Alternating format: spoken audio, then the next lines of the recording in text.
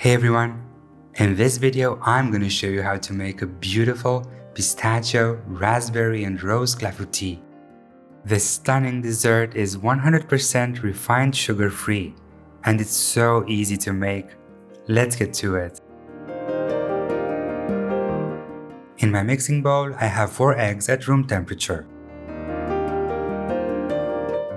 Mix them briefly on low speed until they're homogeneous, and then add 100 grams of erythritol. Continue mixing for 1 or 2 minutes and then add a tiny amount of rose water. Half a teaspoon is enough for this recipe. Continue mixing for another minute and then add 50 grams of whipping cream at room temperature. And after another minute, pour in 250 grams of pistachio milk. I used it unsweetened and at room temperature.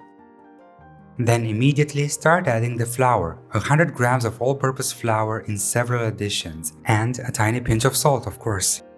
Adding the flour gradually and with the mixer running ensures that there aren't going to be any lumps. Continue mixing for another minute or so.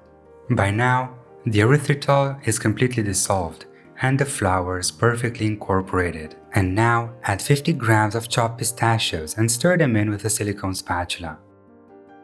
This way, you can also scrape the sides and bottom of the bowl and incorporate whatever leftover flour.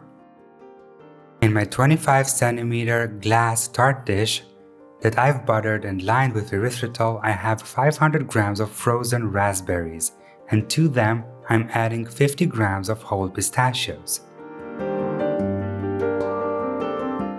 Now pour the egg mixture over the raspberries and make sure that they're all evenly coated.